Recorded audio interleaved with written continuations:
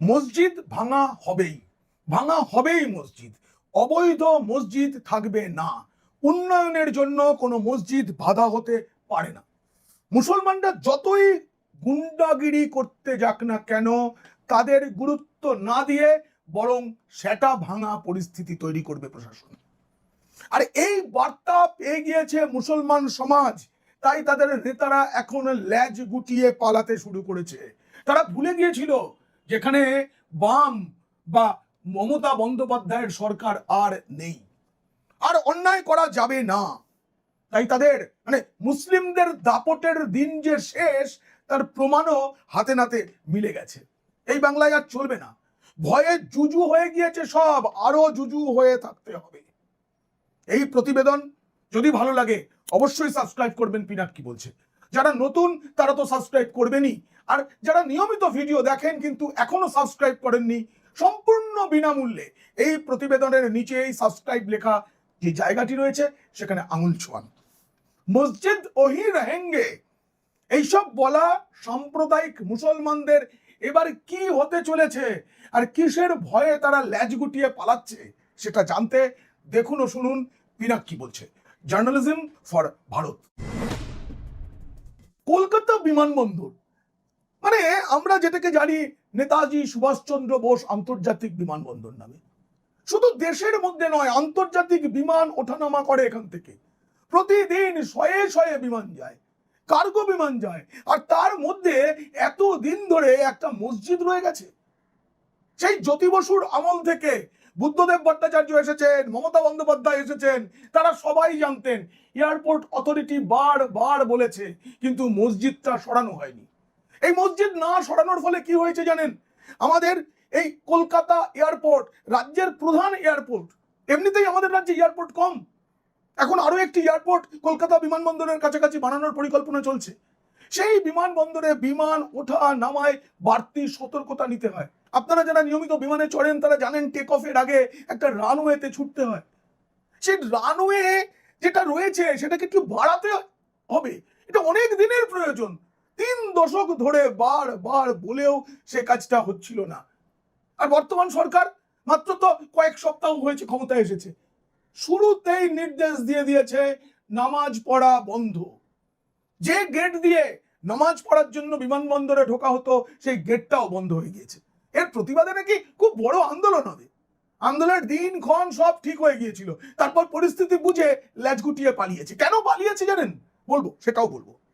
এদিকে ওই মাকু শেকু পাকুড়া তারা কিন্তু শুরু করে দিয়েছে নিন্দা করা শুরু করে দিয়েছে। তাদের সমর্থন ওই সিদ্দিকুল্লাহ চৌধুরীর দিকে। কে সিদ্দিকুল্লাহ চৌধুরী? তিনি জামেতায়ে উলামা হিন্দ নামে একটা সংগঠনের তিনি রাজ্য সভাপতি, আবার তিনি তৃণমূলেরও নেতা। একই সঙ্গে একটি সাম্প্রদায়িক দলের নেতা হয়ে আবার তিনি নেতা, এবং তিনি এ রাজ্যের মন্ত্রীও থেকেছেন। এই যে সিদ্দিকুল্লাহ চৌধুরী দিনের পর দিন, আজকে বাংলা থেকে তাসলিমা নাসরিনকে যে তাড়িয়ে দেওয়া হয়েছিল বাম জমানায়, তারও মূল হোতা ছিলেন তিনি। এখন তিনি বলছেন শুভেন্দু অধিকারী তথা বিজেপি সরকারের আমলে 1 কোটি মুসলিম নিয়ে নাকি তিনি প্রতিবাদ জানাবেন। কত সোজা। বাকরা মসজিদ, হ্যাঁ অনেক দিনের পুরনো, অনেক পুরনো বলে কি সেটাকে উন্নয়নের জন্য রেখে দিতে হবে? প্রতিবাদে 1 কোটি মুসলমান নাকি রাস্তায় বসে নমাজ পড়বে। প্রতিদিন বিপদের ঝুঁকি। হ্যাঁ, তারা বলছেন যেটা একটা 163 বছরের মসজিদ, কিন্তু কোনো স্থাপত্য নিদর্শন তো নয়।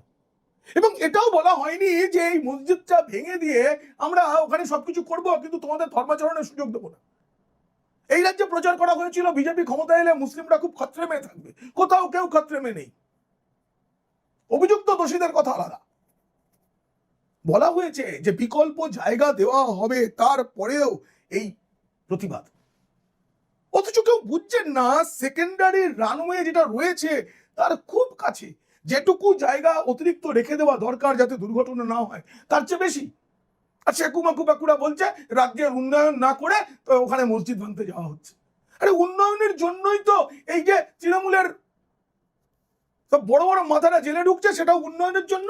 এই মসজিদটা ভাঙা দরকার, সেটাও উন্নয়নের জন্য। আর উন্নয়নের কথা বলবো, এই তো বাঁকুড়ার মেজিয়ায় নতুন ইস্পাত শিল্প কারখানার সম্প্রসারণের শিলান্যাস হয়ে গেল। অনেক দিন আগে আমি বলেছিলাম, যেদিন এই রাজ্যে শুভেন্দু অধিকারী মুখ্যমন্ত্রী হিসেবে শপথ নিলেন তার পরের দিনই আমি বলেছিলাম স্যাম স্টিল রেডি হয়ে রয়েছে। এই রাজ্যে তারা বিপুল বিনিয়োগ করতে চায়, কমপক্ষে 20,000 চাকরি হবে এমন বিনিয়োগ করতে চায়। আমি বলেছিলাম একটা প্রতিবেদনে, সেটা সত্য হয়ে গেল। স্যাম স্টিল এসে গেল। গত সপ্তাহে কথা বলেছিল যে ক্ষমতায় আসার পরে পরে ডানকুনিতে হোশিয়ারি শিল্প হবে। ইতিমধ্যেই লাক্সকোজির কারখানার শিলান্যাস হয়ে গিয়েছে। ভারতের অন্যতম বড় হোশিয়ারি শিল্প হচ্ছে লাক্সকোজি। তাদের ভূমিপূজন হয়ে গেছে, 15,000 কোটি টাকার সম্প্রসারণ হবে। শিল্পমন্ত্রী তাপস রায় তিনিও মুখ্যমন্ত্রীর সঙ্গে গিয়েছিলেন এই দু জায়গায়। যদি এই কাজটা যদি হয়ে যায়, কত মানুষ চাকরি পাবে জানেন? 75,000 জন। 75,000 মানুষের অন্ন সংস্থান হবে, মানে 75,000 পরিবার বাঁচবে। বর্তমান সরকার পশ্চিমবঙ্গে শিল্প পরিকাঠামোয় আমূল পরিবর্তন আনতে চায় বলে মুখ্যমন্ত্রী শুভেন্দু অধিকারী বলেছেন। আর মজার বিষয়, আমূল পরিবর্তন যে আসছে তার একটা বড় বিষয়, আমূলের দই কারখানা এই রাজ্যে শুরু হয়ে গেল। খুব তাড়াতাড়ি দেখবেন প্রোডাকশন শুরু হবে, প্রচুর কর্মসংস্থান হবে। এই রাজ্যের গোপালকরা তাদের দুধের উপযুক্ত দাম পাবেন। একটা জিনিস মনে রাখতে হবে, এবার যদি রাজ্যে পরিবর্তন না হতো তাহলে যেমন এই রাজ্যটা পশ্চিম বাংলাদেশ হতো, ঠিক তেমন করে এই যেসব শিল্পপতিরা এখানে রয়েছেন তারাও ওড়িশা, ঝাড়খণ্ড, বিহার, উত্তরপ্রদেশ এসব জায়গায় চলে যেত। বাঙালি বেঁচে গেছে, বাঙালি বেঁচে গেছে, তাই বিনিয়োগকারীরা আসতে শুরু করেছে। দেখুন, এই সরকার শপথ নেয় কবে? ব্রিগেডে নরেন্দ্র মোদী প্রধানমন্ত্রী এসেছিলেন, শুভেন্দু অধিকারী শপথ নিয়েছিলেন 9 মে। তারপরে 11ই মে ছিল সরকারের প্রথম কাজের দিন।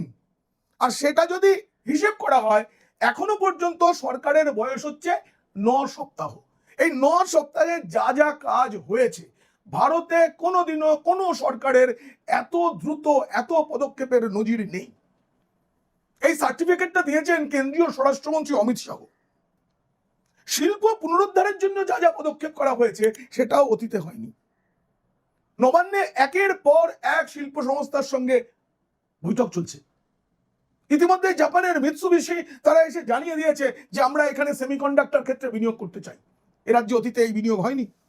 আরো অনেক বড় বড় গোষ্ঠী, ধুলাগড়ে হচ্ছে তো আমুলের ওই দই কারখানা, 4,000 কোটি টাকা বিনিয়োগ হবে এবং ওদেরকে জমি দিতে হচ্ছে না। আমুলের জমি ছিল, কিন্তু আমুল এতদিন কারখানা করার সাহস পায়নি। আর এই সরকার আসার পর তারা সহজে সবকিছুর ছাড়পত্র পেয়ে গিয়েছে। আগের সরকার ছাড়পত্র আটকে রেখেছিল। কেন বলুন তো?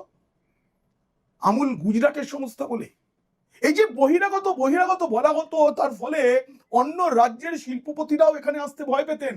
সেই ভয় কেটে গিয়ে ভরসা এসেছে। আদানি গোষ্ঠী নাকি খুব খারাপ। আমাদের আগের মুখ্যমন্ত্রী, গর্বের মুখ্যমন্ত্রী, সততার প্রতীক, আসলে সততার, যিনি চলে যাওয়ার পর সবাই বলছে রাজ্যে ডাইনিতন্ত্রের অবসান হয়েছে, তার সঙ্গে আদানিরা বৈঠক করেছেন, কিন্তু বৈঠকের পরেও তারা বিনিয়োগের সাহস দেখায়নি। তারা তো সেই কবে থেকে মন্দারমণিতে বন্দর বানানোর জন্য কথাবার্তা বলেছিল, তারা জানিয়েছিল ওখানে সম্ভব না, অন্য একটা জায়গা দিন, দেওয়া হয়নি। এখন ঠিক হয়ে গেছে, দাদন পাত্রবারে বন্দর হচ্ছে, গভীর সমুদ্র বন্দর। তার মানে এই যে উন্নয়নে গতি এসেছে, এই গতিটাকে যারা সহ্য করতে পারছে না তারাই কেন মসজিদ ভাঙা হবে সে নিয়ে প্রশ্ন তুলছেন। কিন্তু মসজিদ ভাঙা হবেই। নমাজ বন্ধ হয়েছে, গেট বন্ধ হয়েছে। এবার আমি বিস্তারিত বলবো কত বিশৃঙ্খল ভাবে বিষয়টা চলতো। ইতিমধ্যে রাজ্যে 2টো ব্যাটারি প্রস্তুতকারী সংস্থা কথা দিয়ে গেছে তারা কারখানা করবে, তারা জায়গা খুঁজছে। রাজ্য সরকার বলেছে জায়গা আমরা দেব। ফ্লিপকার্ট ছাড়া ভারতে ব্যবসা করছে। আমরা প্রত্যেকেই তার থেকে কেনাকাটা করি, কিন্তু এই রাজ্যে প্রথমবার হরিণঘাটায় হবে। ফ্লিপকার্ট তাদের বড় একটা কি বলবো প্রকল্প নিয়েছে, যার ফলে বাংলার ছেলেদেরই কর্মসংস্থান হবে। ছেলেদের শুধু নয়, মেয়েদেরও হবে, বাংলার ছেলে মেয়ের। এবং তারা মুখ্যমন্ত্রীকে আশ্বাস দিয়েছেন দুর্গা পুজোর আগেই তারা কাজ শুরু করে ফেলবে। 34 বছরের যে বাম আমল, সেখানে বন্দুক দিয়ে গুলি চালিয়ে জমি নেওয়া হয়েছে। আমরা জানি তো সিঙ্গুর নন্দীগ্রাম আমরা জানি 15 বছর ধরে তৃণমূল বিনিয়োগকারীদের বলেছে আপনারা গিয়ে জমি করুন, সরকারের মধ্যে থাকবে না। কারণ ওই জমি আন্দোলন থেকেই তো উঠেছিলেন পিসিমণি, তারপরে প্যারাসুটে করে নেমেছিলেন ভাইপো, তাই বলেছিলেন জমিতে আমরা নেই, আপনারা গিয়ে কিনে নিন। আচ্ছা বলুন তো কোন শিল্পপতি এই রাজ্যে এসে দরাদরি করে কৃষকদের থেকে হোক বা অন্য কারো থেকে হোক জমি কিনবে? এই সরকার বলে দিয়েছে কত জমি লাগবে বলুন, আমরা জমি কিনে আপনাদের দিচ্ছি, জোর করেও অধিগ্রহণ করা হবে না, সবাইকে ন্যায্য মূল্য দিয়ে জমি নেওয়া হবে, আবার বিনিয়োগকারীদের সেই জমি দেওয়া হবে। বিনিয়োগকারীদের দরজা দেখিয়ে দেওয়া হবে না যে যাও বাবা তোমরা গিয়ে জমি কিনে নাও। শুভেন্দু অধিকারী এর মধ্যে একদিন বলেছেন যে প্রথমেই আইন শৃঙ্খলা ঠিক করা দরকার ছিল, সেই কারণেই রাজ্য সরকার গুন্ডা দমন আইন চালু করেছে। অনেকে এই আইন নিয়ে ভয় পাচ্ছেন, কিন্তু ভয় পাওয়ার কোনো কারণ নেই কোনো গুন্ডাগিরি করা বা গুন্ডাগিরির পরিকল্পনা না করলে। ওই যে বললাম মুসলমান নেতারা ল্যাজ গুটিয়ে পালাচ্ছেন, তারাও কিন্তু এই আইনটার ভয়ে। বলবো আমি বিস্তারিত। আর কারখানার বিষয়ে বলছি, শুভেন্দু অধিকারী বলেছেন কারখানার গেটে তালা লাগালে হাজতের ভিতরে থাকতে হবে। সে তুমি বিজেপি সমর্থিত কোনো শ্রমিক সংগঠনই করো আর সিটু করো, কারখানার গেট ভেঙে দিলে তার 3 গুণ টাকা আদায় করা হবে। কোনো গুন্ডাগিরি চলবে না, no syndicate, no cut money, no উসুলি। সরকার জানতে পারলেই ভেঙে গুড়িয়ে দেবে, মানে এই সিস্টেমটাকে। আমি আগে বলছিলাম, আবার বলছি যে আগের সরকার মানে সততার প্রতীকের সরকার বারবার বহিরাগত বহিরাগত বহিরাগত এটা বলে বলে ভোটে হেরে গেছে, কিন্তু শিল্পকেও আটকে রেখেছিলেন। এখন তো মুখ্যমন্ত্রীর বিশেষ কাজ নেই, তিনি একটু ঘুরে ফিরে দেখুন না, দিন রাত তো খালি গুনছেন আমার সাথে কজন রইল, হারা ধরনের 10টি ছেলের মতো গুনতে গুনতে ক্রমশ কর কমে যাচ্ছে। এই শ্যামশ্রীর প্ল্যান্টে গিয়ে মুখ্যমন্ত্রী শুভেন্দু অধিকারী পুরোটা ঘুরে দেখার পর তারপর বলেছেন তো একবার ভেতরটা ঘুরে দেখে আসুন, দেখে এলে ওদের আর বহিরাগত বলবেন না। সেখানে মন্দির আছে, সবুজায়ন আছে, তেমনি নেতাজি, রবীন্দ্রনাথ, তাদের ছবিও আছে, তাদেরও পুজো করা হয় কারখানার ভেতরে। এইবার বলি ওই ভাকরা মসজিদ, দেখুন আগেই বলেছি যে 3 দশক ধরে আমাদের এয়ারপোর্টের বিস্তার হচ্ছে না। এই যে বিস্তার হচ্ছে না, এটা শিল্প বিনিয়োগ তার জন্যও অন্তরায়, কারণ গতি ছাড়া প্রগতি হয় না। যারা শিল্পপতি আসবেন তারা খুব ভালো বিমানবন্দর দেখতে চান, বিমানবন্দর থেকে সংযোগের যে রাস্তা সেগুলো দেখতে চান। বিমানবন্দর পর্যন্ত মেট্রো রেল চালুই করা যায়নি এক পিসিমণির কারণে, যেটা খুব তাড়াতাড়ি শুরু হয়ে যাবে, কাজ প্রায় শেষের দিকে। মনে রাখতে হবে জাতীয় সুরক্ষার ক্ষেত্রে বিমানবন্দরের নিরাপত্তা সবার আগে দেখা দরকার, খুব প্রয়োজন। কারণ আমাদের বিমানবন্দরের যে লোকেশন কলকাতা বিমানবন্দরের, সেটা বাংলাদেশ থেকে খুব বেশি দূরে নয়, চীন বাংলাদেশ সব কাছাকাছি তো। এটা আন্তর্জাতিক বিমানবন্দর, বিদেশিরা ভরসা করবেন তো যখন এটা নিরাপত্তা বেশি হবে। আর তার একটা দরজা খোলা থাকবে শুধুমাত্র কয়েকজন মুসলিম, 50 থেকে 60 জন গড়ে, যারা প্রতিদিন ওখানে নামাজ পড়তে যান, যেটা অন্য যে কোনো মসজিদে সেটা পড়ে ফেলা যায়। ধর্ম পালনে তো কাউকে বাধা দেওয়া হচ্ছে না, কিন্তু ওই মসজিদটা থাকার ফলে আমরা জানি তো এই মসজিদে ঢোকার নিয়ম কি জানেন? 7 নম্বর গেটের কাছে আধার কার্ড, যে আধার কার্ডের জালির শেষ নেই, যে একটা টোকেন পাওয়া যায়, টোকেন দিয়ে 7 নম্বর গেট পার হওয়া, কোনো চেকিং এর ব্যবস্থা নেই, মানে করায়নি, এতদিনের সরকার করতে দেয়নি। আর এয়ারপোর্ট অথরিটি নিজের থেকে কিছু করতে পারে না রাজ্য সরকার না চাইলে। ওখানে তাদের জন্য এসি বাস দাঁড়িয়ে থাকে, তারা ওই টোকেন দিয়ে বাসে ওঠেন, বাসে উঠে মসজিদ অব্দি যান। যেমন করে বিমানবন্দরে অনেক সময় বিমান ধরার সময় বা বিমান থেকে নেমে বন্দরে চলে আসার জন্য বাসে চাপতে হয়, ওরকম বাসের ব্যবস্থা রাখতে হয়। এ নিয়ে এয়ারপোর্ট অথরিটি বারবার বলেছে এটা খুব নিরাপত্তার জন্য। দেখুন এখানে আমাদের দেশে এইভাবে সন্ত্রাসবাদীদের ঢুকে পড়ার নজির তো কম নয়। ঈশ্বরের অশেষ কৃপা যে কোনোদিনও এখনো পর্যন্ত কলকাতা বিমানবন্দরে সেরকম নাশকতামূলক কাজ কিছু ঘটেনি। তার কারণটা হচ্ছে চিরকাল সন্ত্রাসবাদীরা পশ্চিমবঙ্গকে সেফ প্যাসেজ মনে করেছে। সেফ প্যাসেজ মনে করার কারণে পশ্চিমবঙ্গে বড় ধরনের নাশকতার কাজ তারা করেনি। তারা এটাকে যাতায়াতের রাস্তা হিসেবে সেফ রাখতে চেয়েছে, কারণ একবার এখানে কিছু হলে তাদের যাতায়াতের রাস্তাটা বন্ধ হয়ে যাবে। ঈশ্বরের কৃপা নয়, এটা সন্ত্রাসবাদীদের পরিকল্পিত কাজ। এখানে অবৈধ মাদ্রাসা বানিয়ে সেখানে জামাতিরা প্রশিক্ষণ দিতে পারে, মানে পেরেছে এতকাল। এখানে অনেক কিছু করা যায়, এখান দিয়ে জাল টাকার কারবার, নারী পাচার, সবকিছু এই রাজ্য দিয়ে করা যায়। এটা বিশ্বাস তৈরি হয়ে গিয়েছিল। উত্তর 24 পরগনা, দক্ষিণ 24 পরগনা দুটোই তৃণমূলের একেবারে। আর সেই জমিদারি তৃণমূলের রয়েছে বলে জলপথে বা স্থলপথে বাংলাকে ব্যবহার করা হয়েছে অন্য রাজ্যে যাওয়ার জন্য। এখন 7 নম্বর গেট বন্ধ, নমাজ পড়া বন্ধ, বাকরা মসজিদ কর্তৃপক্ষকে বলে দেওয়া হয়েছে। আর এটা নিয়েই তো ওই মসজিদ কমিটির সভাপতি, তিনি অনেক কিছুর সভাপতি, সিদ্দিকুল্লাহ চৌধুরী, দাড়িতে হাত বোলাতে বোলাতে তিনি অনেক হুমকি দিয়েছেন এতকাল, কিন্তু ভুলে গেছেন। তিনি বলছেন সব রেকর্ড নিয়ে এসো, অথরিটিকে আমরা চিঠি দেবো, বাড়াবাড়ি করবেন না, এখানে নামাজ চলুক, তা না হলে আমি 1 কোটি মুসলমানকে নিয়ে এসে রাস্তায় বসে নামাজ পড়বো। তারপরে শুক্রবার ছিল নামাজ পড়তে আসার দিন, পুলিশ ছিল স্বাভাবিকভাবেই। আর আন্তর্জাতিক বিমানবন্দর, তার নিরাপত্তার জন্য সিআইএসএফ তো থাকেই। এসেছেন, কথা বলেছেন, পুলিশ সুপার ছিল উত্তর 24 পরগনা, তার সাথে কথা বলার পর ল্যাজ গুটিয়ে পালিয়েছেন, বলেছে আপাতত কর্মসূচি স্থগিত। উত্তর 24 পরগনার জেলা প্রশাসন, বিমানবন্দর কর্তৃপক্ষ এবং এই যে জামিয়াত উলেমার রাজ্য সভাপতি সিদ্দিকুল্লাহ চৌধুরী, এদের সঙ্গে কথা বলে একটা বিকল্প জায়গার খোঁজ চালাচ্ছেন। সেই সময় এত মতলবি কিসের, এত মস্তানি কিসের?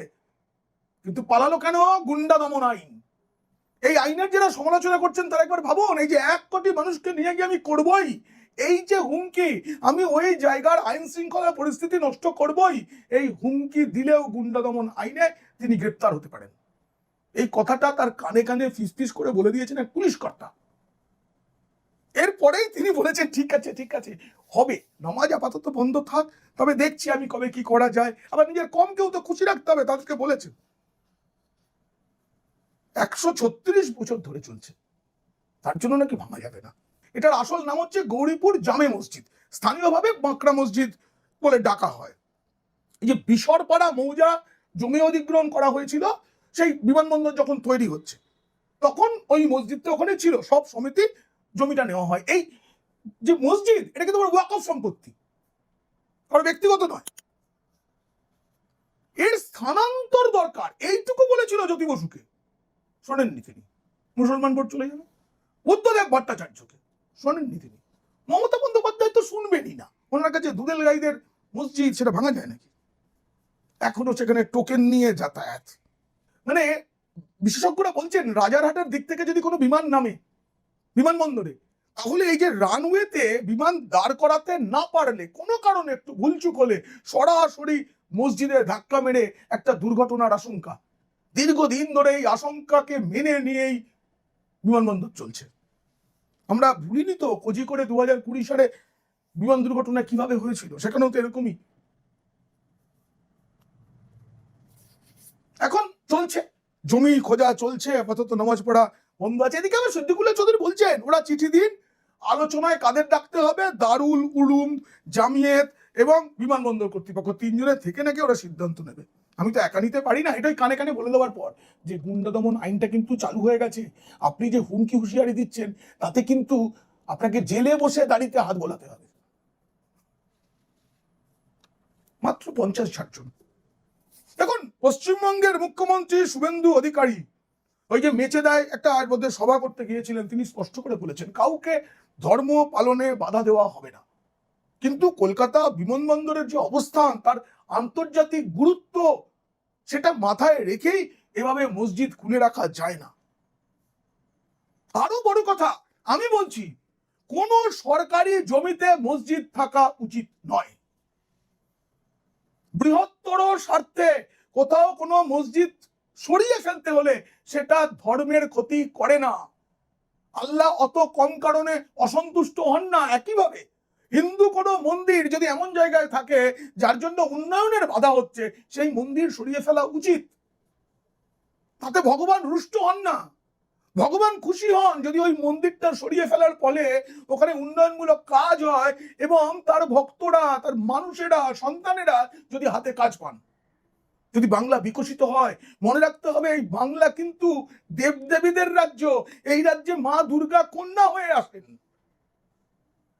তাই শুধু কৃপা নয়, ভালোবাসা আছে, সেই ভালোবাসা নিয়েই উন্নয়নের কাজে এগোতে হবে।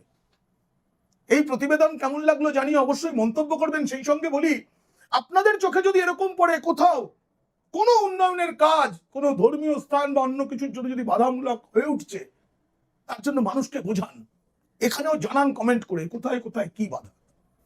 এই প্রতিবেদন ভালো লাগলে বন্ধুদের, খারাপ লাগলে শত্রুদের শেয়ার করুন। আপনারা খুব খুব ভালো থাকবেন। ভারত মাতা কি জয়।